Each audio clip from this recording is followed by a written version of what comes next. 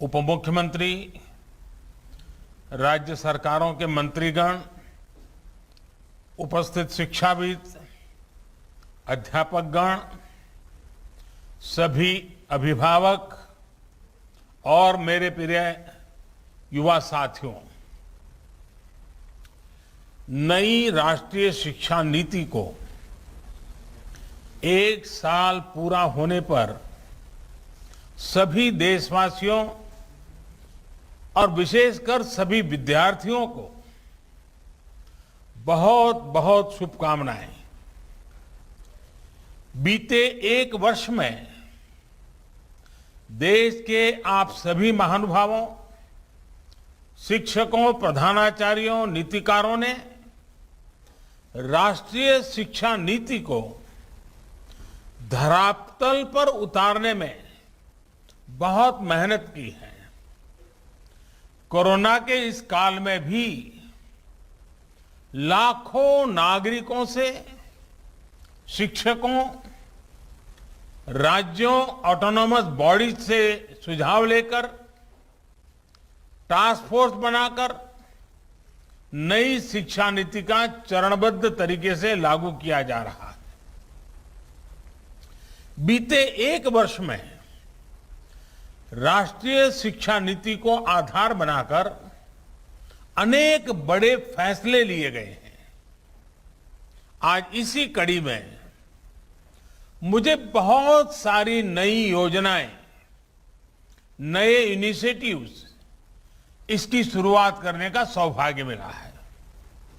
साथियों, ये महत्वपूर्ण अवसर ऐसे समय में आया है जब देश आजादी के 75 साल का अमृत महोत्सव मना रहा है।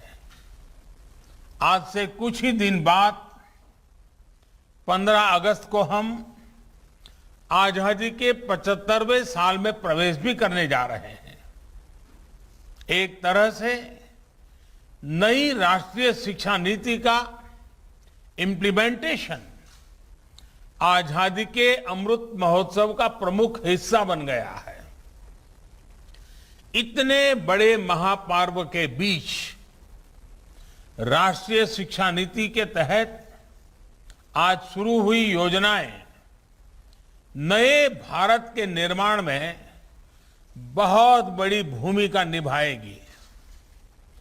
भारत के जिस सुनहरे भविष्य के संकल्प के साथ आज हम आजादी का अमृत महोत्सव मना रहे हैं, उस भविष्य की ओर हमें आज की नई पीढ़ी ही ले जाएगी।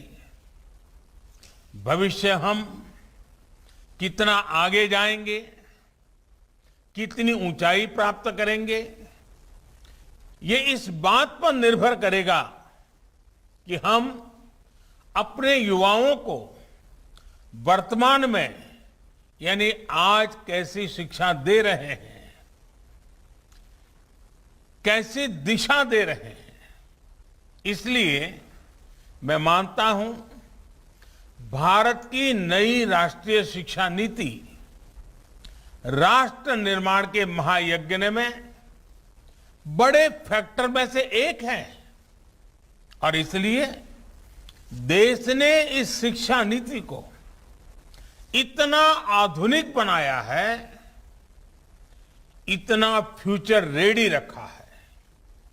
आज इस कार्यक्रम में जुड़े अधिकांश महानुभाव नई राष्ट्रीय शिक्षा नीति की बारीकियों से परिचित हैं, लेकिन ये कितना बड़ा मिशन है, इस एहसास को हमें बार बार याद करना ही है। साथियों, देश भर से हमारे कई युवा स्टूडेंट्स भी इस कार्यक्रम में हमारे साथ हैं। अगर इन साथियों से हम उनकी आकांक्षाओं के बारे में, सपनों के बारे में पूछें तो आप देखेंगे कि हर एक युवा के मन में एक नयापन है, एक नई ऊर्जा है। हमारा युवा बदलाव के लिए पूरी तरह से तैयार है। वो इंतजार नहीं करना चाहता।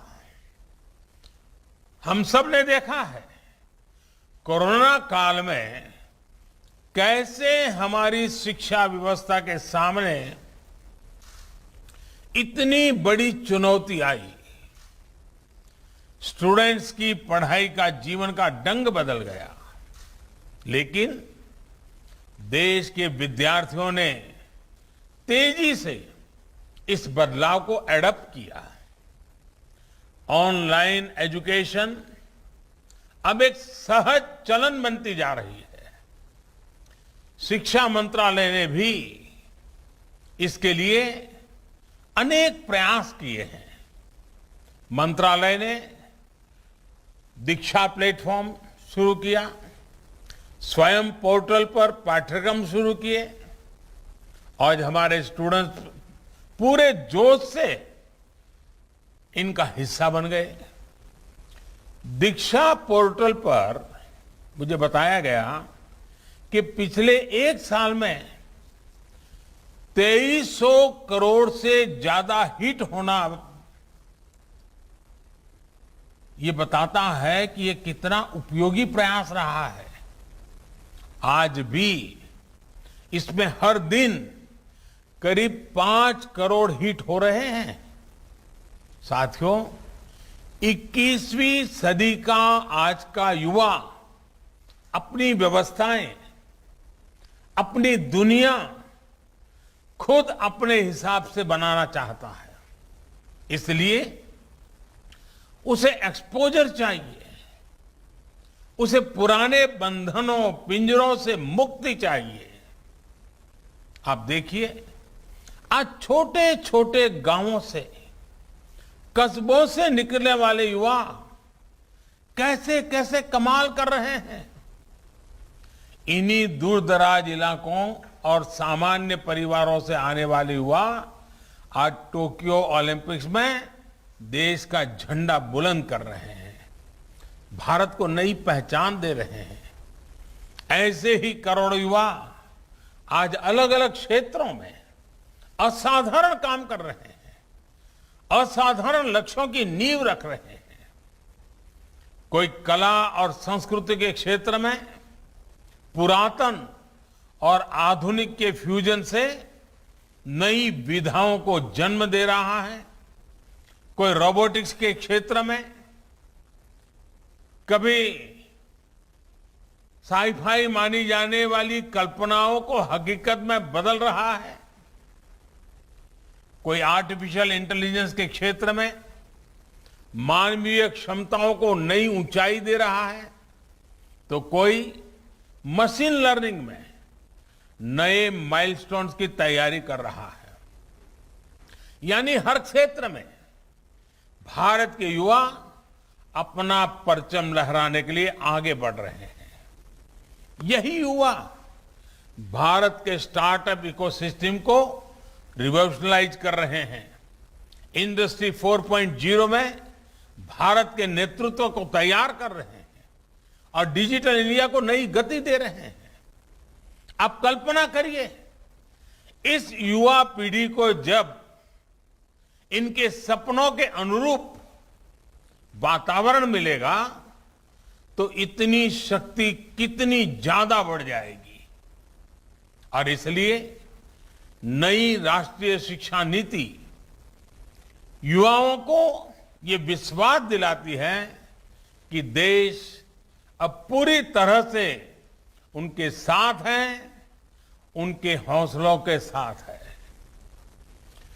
जिस आर्टिफिशियल इंटेलिजेंस के प्रोग्राम को अभी लॉन्च किया गया है, वो भी हमारे युवाओं को फ्यूचर ओरिएंटेड बनाएगा, एआई ड्रिवन इकोनॉमी के रास्ते खोलेगा। शिक्षा में ये डिजिटल रिवॉल्यूशन पूरे देश में एक साथ आए, गांव शहर सब समान रूप से डिजिटल लर्निंग से जुड़े, इसका भी ख्याल रखा गया है। नेशनल डिजिटल एजुकेशन आर्किटेक्चर यानी एनडीआर और national education technology forum NETF इस दिशा में पूरे देश में डिजिटल और टेक्नोलॉजिकल फ्रेमवर्क उपलब्ध कराने में अहम भूमिका निभाएंगे। युवा मन जिस दिशा में भी सोचना चाहे, खुले आकाश में जैसे उड़ना चाहे, देश की नई शिक्षा व्यवस्था उसे वैसे ही अवसर उपलब्ध कराएगी।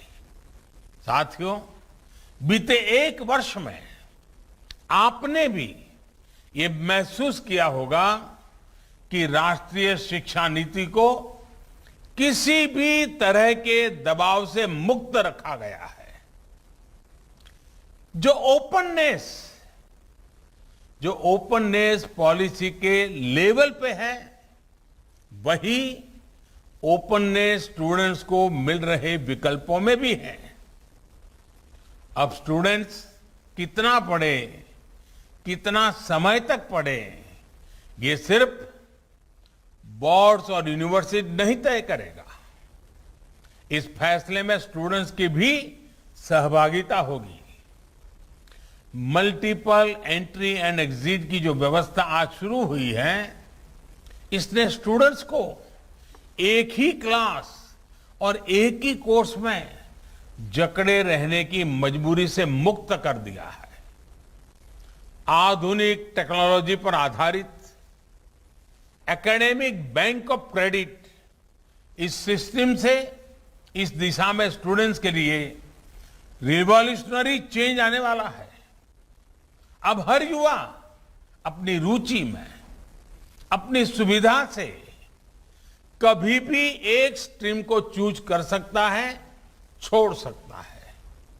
अब कोई कोर्स सेलेक्ट करते समय ये डर भी नहीं रहेगा कि अगर हमारे डिसीजन गलत हो गया तो क्या होगा।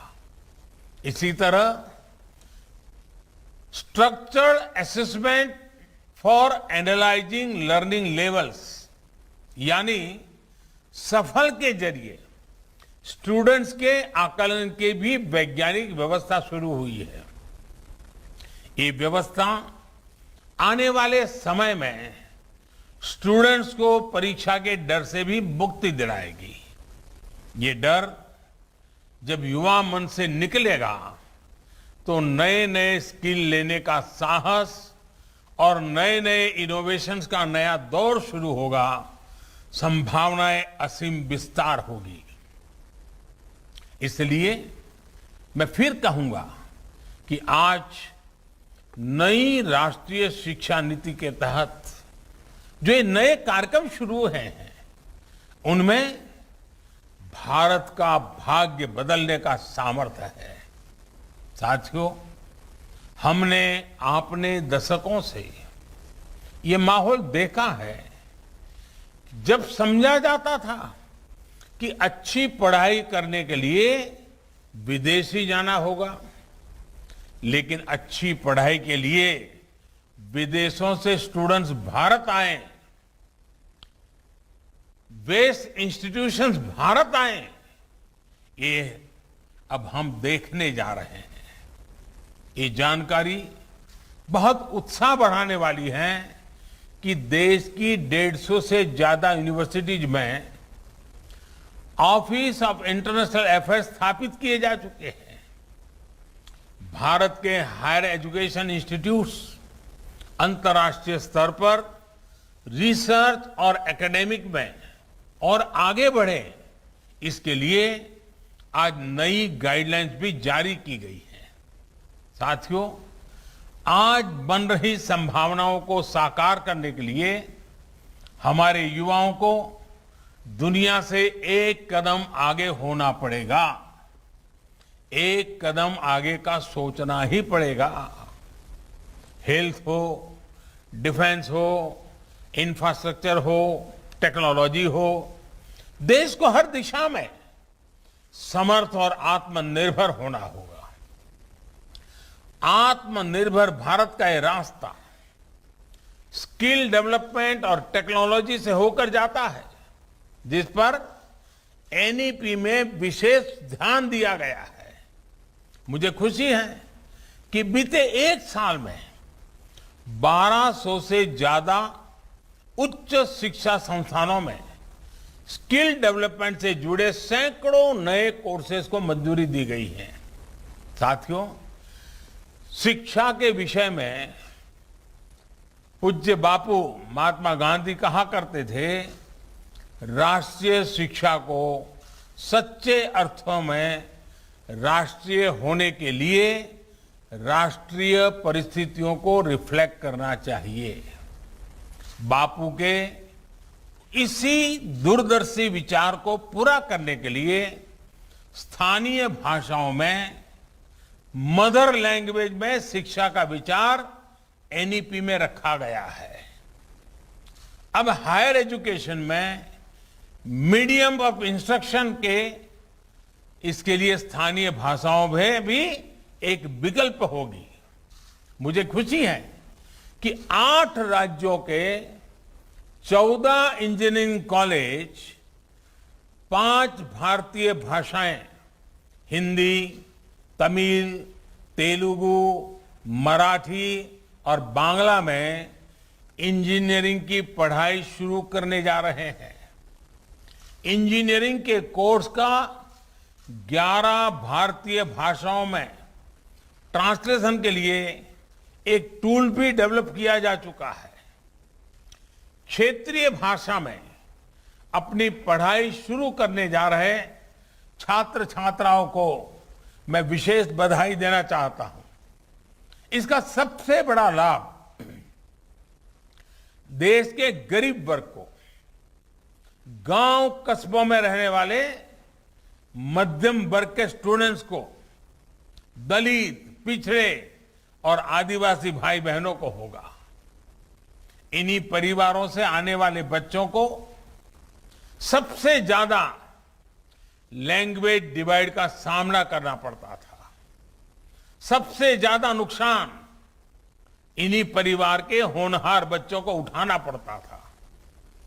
मातृभाषा में पढ़ाई से गरीब बच्चों का आत्मविश्वास बढ़ेगा, उनके सामर्थ्य और प्रतिभा के साथ न्याय होगा। साथियों, प्रारंभिक शिक्षा में भी मातृभाषा को प्रोत्साहित करने का काम शुरू हो चुका है। जो विद्या प्रवेश प्रोग्राम आज लॉन्च किया गया, उसकी भी इसमें बहुत बड़ी भूमिका है। प्ले स्कूल का जो कंसेप्ट अभी तक बड़े शहरों तक ही सीमित है, विद्या प्रवेश के जरिए वो अब दूर दराज के स्कूलों तक जाएगा, गांव-गांव जाएगा। ये प्रोग्राम आने वाले समय में यूनिवर्सल प्रोग्राम के तौर पर लागू होगा और राज्य भी अपनी अपनी जरूरत के हिसाब से इसे लागू करेंगे। यानी देश के किसी भी हिस्से में बच्चा अमीर का हो या गरीब का हो, उसकी पढ़ाई खेलते और हंसते हुए ही होगी, आसानी से होगी। इस दिशा का ये प्रयास है और जब शुरुआत मुस्कान के साथ होगी तो आगे सफलता का मार्ग भी आसानी से ही पूरा होगा। साथियों, आज एक और काम हुआ है जो मेरे हृदय के बहुत करीब है, बहुत संवेदनशील है। आज देश में 3 लाख से ज्यादा बच्चे ऐसे हैं जिनको शिक्षा के लिए सांकेतिक भाषा की आवश्यकता पड़ती है। इसे समझते हुए भारतीय साइन लैंग्वेज को पहली बार एक भाषा विषय यानी एक सब्जेक्ट का दर्जा प्रदान किया गया है। अब छात्र इसे एक भाषा के तौर पर भी पढ़ पाएंगे। इससे भारतीय साइन लैंग्वेज को बहुत बढ़ावा मिलेगा। हमारे दिव्यांग साथियों को बहुत मदद मिलेगी। साथियों, आप भी जानते हैं कि किसी भी स्टूडेंट की पूरी पढ़ाई में उसके जीवन में बड़ी प्रेरणा उसके अध्यापक होते हैं। और हमारे यहां तो कहा गया है, गुरौ न प्राप्यते यत यत तत् न अन्य अत्रापि अभ्यते लभ्यते। अर्थात जो गुरु से प्राप्त नहीं हो सकता वो कहीं प्राप्त नहीं हो सकता। यानी ऐसा कुछ भी नहीं है जो एक अच्छा गुरु, अच्छा शिक्षक मिलने के बाद दुर्लभ हो। इसलिए राष्ट्रीय शिक्षा नीति के फॉर्मुलेशन से लेकर इंप्लीमेंटेशन तक हर स्टेज पर हमारे शिक्षक सक्रिय रूप से इस अभियान का हिस्सा है। आज लॉन्च हुआ निष्ठा 2.0, ये प्रोग्राम भी इस दिशा में एक अहम भूमिका निभाएगा। इस प्रोग्राम के जरिए देश के शिक्षकों को आधुनिक जरूरतों के हिसाब से ट्रेनिंग भी मिलेगी और वो अपने सुझाव भी विभाग को दे पाएंगे। मेरा आप सभी शिक्षकों से, एकेडमिशियन से अनुरोध है कि इन प्रयासों में बढ़ चढ़ करके हिस्सा लीजिए, अधिक से अधिक योगदान दीजिए। आप सभी शिक्षा के क्षेत्र में इतना अनुभव रखते हैं, व्यापक अनुभव के धारक है, इसलिए जब आप प्रयास करेंगे तो आपके प्रयास राष्ट्र को बहुत आगे लेकर जाएंगे। मैं मानता हूं कि इस कालखंड में हम जिस भी भूमिका में हैं, हम सौभाग्यशाली हैं कि हम इतने बड़े बदलावों के गवाह बन रहे हैं, इन बदलावों में सक्रिय भूमिका निभा रहे हैं। आपके जीवन में ये स्वर्णिम अवसर आया है कि आप देश के भविष्य का निर्माण करेंगे, भविष्य की रूपरेखा अपने हाथों में खींचेंगे। मुझे पूरा विश्वास है आने वाले समय में जैसे जैसे नई राष्ट्रीय शिक्षा नीति के अलग अलग फीचर्स हकीकत में बदलेंगे, हमारा देश एक नए युग का साक्षात्कार करेगा। जैसे जैसे हम अपनी युवा पीढ़ी को एक आधुनिक और राष्ट्रीय शिक्षा व्यवस्था से जोड़ते जाएंगे, देश आजादी के अमृत संकल्पों को हासिल करता जाएगा। इन्हीं शुभकामनाओं के साथ मैं अपनी बात समाप्त करता हूं। आप सब स्वस्थ रहें और नई ऊर्जा के साथ आगे बढ़ते रहें। बहुत बहुत धन्यवाद।